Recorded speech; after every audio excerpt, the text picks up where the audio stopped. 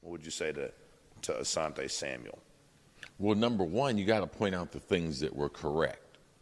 Yes, I was a possession receiver. Absolutely. But the best possession receiver in the history of the game. Mm-hmm. That's what the numbers say. Mm-hmm. So there's nothing wrong. I don't take it as derogatory when people say, "Oh, you're a possession receiver." That's fine. Correct. But all right, who did it better? Mm-hmm. And there's so many fast guys that can't score the football. So to me, someone, what are you worried about? Well, you're worried about me scoring. 130 times, yeah. High school, I scored a lot of touchdowns. College, scored a lot of touchdowns. They're just now breaking my touchdown records from college. All right? Because they got some real dudes, too. And it's obviously after 23 years away from the NFL, I'm still fourth in touchdowns. Mm-hmm. The difference between me and the other possession receiver is they didn't score a lot of touchdowns. Right. So yeah, there's a lot of guys that catch balls, not 1,000 balls. Mm-hmm. For me, Chad Johnson scored double-digit touchdowns one time. Mm-hmm. In his 11 years, he scored double-digit touchdowns. I think I scored six times. Mm-hmm. So scoring the football is the number one play as a receiver. Correct. All right? No, I was not a burner. I ran 4.6, 4.65, but can do it every single day, can do it for 4 quarters, and consistent at it. Mm-hmm.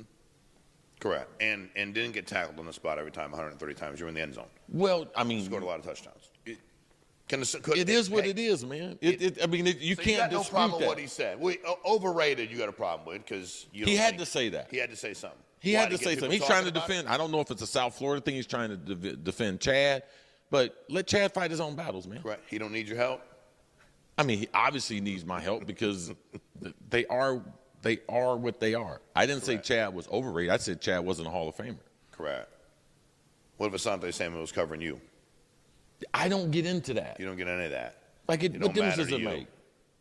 It don't matter. Okay. These are the guys that I played against. Okay. Dion. Yeah. Darryl Green. Aeneas Williams. Yeah. Rondé Barber. John Lynch. Aeneas Williams. Charles Woodson. Leroy Butler. Mm-hmm. That's 8 or 9 guys in the Hall of Fame. All right, so Cris Carter clapped back at Asante Samuel.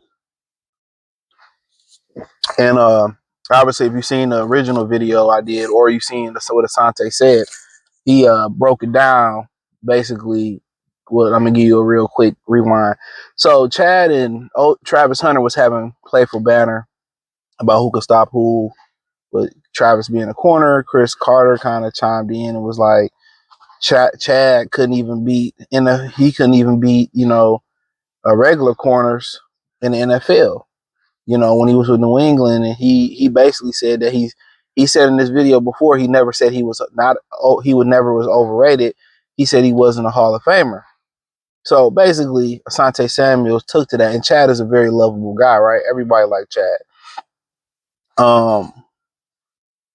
But he pointed out that Chad has only had double-digit touchdowns one time, and and Chad played for one of the worst organizations in sports, right up there with my Detroit Lions historically, Cincinnati Bengals. If you know Mike Brown, the owner of the Bengals, his father was the original owner of the Cleveland Browns. Mike Brown, I forget what his daddy's name was. I think it might be Mike Brown. The Brown. So that is true. And Chad, he was just so colorful, and people just got caught up in the charisma of Chad. But Chad was a good receiver for sure. But I agree with Deion Sanders about them letting everybody in the Hall of Fame, and everybody shouldn't have a gold jacket, or his jacket should be a different color. And that's true. When you start talking about putting a Jerry Rice and a Randy, a T.O., and Calvin and Larry and Marvin Harrison, those guys, and then you compare them to guys that might get in. This is no disrespect. It's like a Steve Smith or to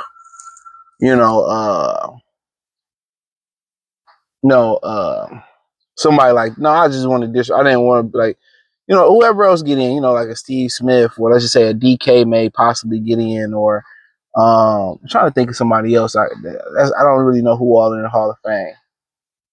You know what I'm saying? But when you compare those guys like Steve Largent and Cris Carter and Jerry Rice, and then you compare them to like if Isaac Bruce get in, which I have no problem with Isaac Bruce and Torrey Hall getting in, but that's like two different calibers. You kind of see what I'm saying? That's two different calibers. And I feel like a guy like Fred Taylor should be in there and Corey Dillon, but another conversation for another day. So he's like, so you heard Cris Carter, Asante Samuels was saying, well, Cris Carter wasn't running by nobody. He was just known as a possession receiver. And, if me and him went against, and then Cris Carter was like, I don't really get into me and him, one-on-one or nothing like that. But, what he did say is for 23 years, he's been fourth in touchdowns all time, 130 touchdowns. And he said, yeah, I was a possession receiver. I ran 4.6, 4.65. I wasn't running by nobody, but I still held records that were recently receiving records that recently just got broke at Ohio State, high school records. You know what I'm saying? He said it was guys in the NFL that was burners. They had all this speed, but they couldn't score a touchdown. And he pointed kind of like to Chad, he only had double-digit touchdown one time in his career. He said he did it 6 times. So he has 6, I think his, overall receiving yardage, he's up there as well too. I think he was saying, I want to say maybe his touchdown record or receiving record. He said it just got broke. One of them, but whatever he was saying, like he said, I was considered the greatest possession receiver of all time. And for the most part, I just think Asante was just defending Chad Johnson. Cris Carter was writing the video. Chad can defend Chad. But Cris Carter, like I said in my original video, I was a Lion fan. I used to love watching Cris. Cris Carter used to make some of the most, he was one of my favorite receivers. He used to make some of the most amazing catches I've ever seen, dog. Like these one-handed grabs. I mean, he was a machine. You start talking about, some possession receivers, he was a machine. He was a route running savant. That's how he was able to play so long, had trials and tribulations and all that. But this is why, a lot of people, you can't have an opinion no more. Social media, everybody want to attack you. When you telling the truth, you get attacked the most. When you telling the truth, you get attacked the most. Why you ever think everybody want to live in virtual reality or live in a lie? That's just what it is. You want to, a lot of people want to live in a lie. So when you tell the truth, everybody want to shut you up or they want to shun you and blackball you or whiteball you. You got to understand that. But when you as old as Cris Carter, you don't give 2 fucks in the damn no more.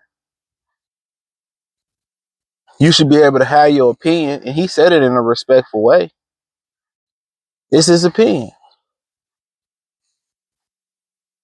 It's his opinion. And, Asante coming in hot with a lot of takes and, so be it. I like Asante Samuels. He's a good football player. I don't know if he should be a Hall of Famer. I mean, y'all letting everybody in, but for sure he in that conversation with Fred, Taylor, Corey Dillon, Chad Johnson. But Cris Carter handled that with maturity. And like he was talking about his situation with Shedeur Sanders, he was absolutely right. Black people don't want to hear the truth. And I agree with him. Nobody wants the leader of their football team flashy and doing all that shit that Shedeur do. But different story for a different day, right? So do appreciate y'all. But I'd agree with a lot of what CC said.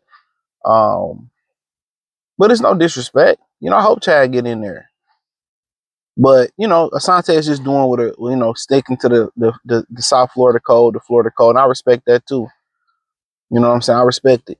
But, when you disagree with somebody, I don't feel like you should have to attack their credentials unless it's blatantly, like, even if you blatantly can attack their credentials, you probably don't need to be responding to them. So I just don't want to disrespect nobody. But let's just say this was Wayne Corbett talking about how Chad wasn't a Hall of Famer and he's trash, or Jericho Kachi. I don't disrespect nobody, Brandon Stokely or some shit like really no. And they was good players. Don't get me tripping. But really, it's like I mean, no matter how much buzz he made, I'm not gonna respond because look at his credentials compared to Chad. Their credentials compared to Chad, but you can't question Cris Carter's credentials. Cris Carter was a greater player than Asante Samuels. So don't attack his credentials. How about let's celebrate with Chad all the positive that Chad did to make a case for Chad. But you know how it is. First time somebody disagree with something they say, and they really don't have a leg to stand on, or they can't really, defeat you in a debate. They want to attack you. They want to attack your credentials, your character, or something about you. That's how you know you win a lot of these arguments and debates. When they get the name calling, they get to over speaking you, they get to calling you names, they get to trying to defame you, they get to lying. That's how you know. But hey, check out the NFL playlist. Thumbs up the video, share the video, subscribe to the channel. The subscribe button is the bell icon button. Hit all notifications, increase your chance, get notifications. We go live and drop video. Hit the link in the description. You can find me everywhere from Facebook, Instagram, X, Amazon, Kick, Twitch, Cash App, Venmo, PayPal. Peace.